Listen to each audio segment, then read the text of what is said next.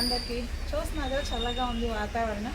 సరేనండి, ఈరోజైతే అంగన్వాడీ కేంద్రం కావాల్సిన ఆకుకూరలు దోసకాయ ఉంది, తీసుకొని వెళ్దాం. అయితే వచ్చేసరికి పూలు చూస్తున్నారు కదా, సరే మీకు కూడా చూపిద్దాము అని అయితే ఇదిగోండి, ఇదైతే గ్లాడియస్, ఇది ఒక కలర్ అండి. ఇదిగోండి ఇక్కడ గోంగూర మందారం చాలా బాగుంది కదా. అయితేనండి ఈరోజు ఒకళ్ళు అంగన్వాడీ కేంద్రంలో గర్భిణీ స్త్రీ అండి, వాళ్ళకి రక్తహీనత ఉందన్నమాట. అయితే వాళ్ళైతే కొంచెం ఆకుకూర అండి, ఆ ఆకుకూర ఇవ్వడం వల్ల ఏంటంటే అండి, బ్యాక్ బోన్ అనేది గట్టిగా ఉంటుంది. వాళ్ళకి నెలలు నిండే కొద్దికి బోన్స్ అనేది చాలా డెలికేట్ అవుతుంది అన్నమాట, వీక్ అవుతూ ఉంటారు, పెయిన్ వస్తుంది. అందుకని తను రెడ్ ఆకుకూర అండి చూపిస్తాను మీకు.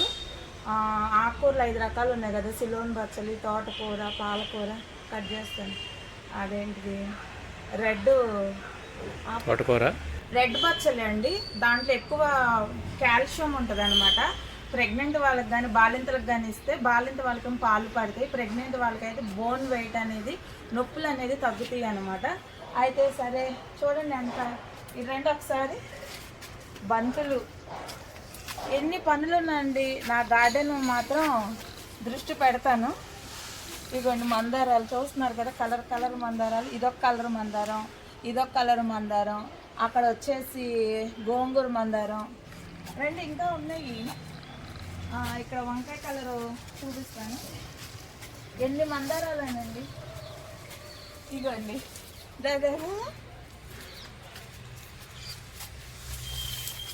ఇదిగోండి డిఫరెంట్ మందారం అండి, వంకాయ కలరు చూస్తున్నారు కదా.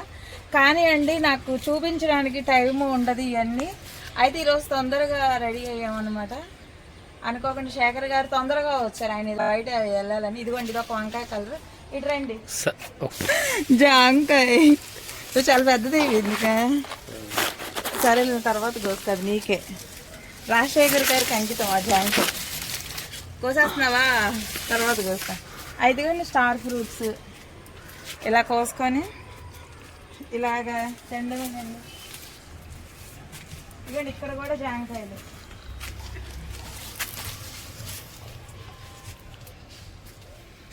ఇవ్వండి. అయితే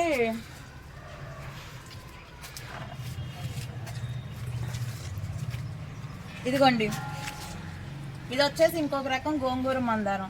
చూడండి ఈరోజు మీకు ఎన్ని గోంగూర మందారాలు అయితే చూపించాను. ఇదిగో శేఖర్ గారు కింద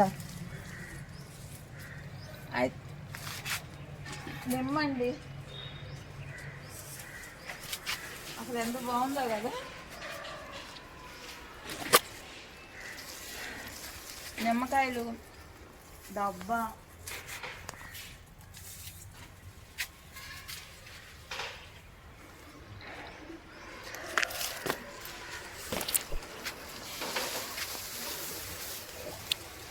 ఇదిగోండి ఇక్కడ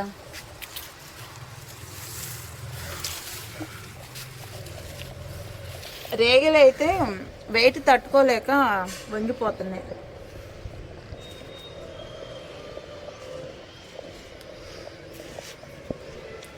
వచ్చేయండి దోసకాయ వస్తున్నాం.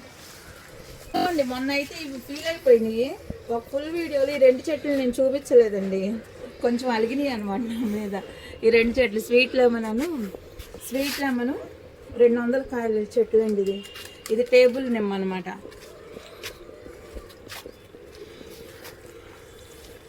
అయితే ఇప్పుడు నేను దోసకాయ కోస్తున్నాను. చూడు, ఏంటి ఉసిరికాయ. మీకు ఇప్పుడు ఈ సీజన్లో ఉసిరికాయలు వస్తున్నాయా? మాకైతే చెట్టు నిండా పూత కాయలండి.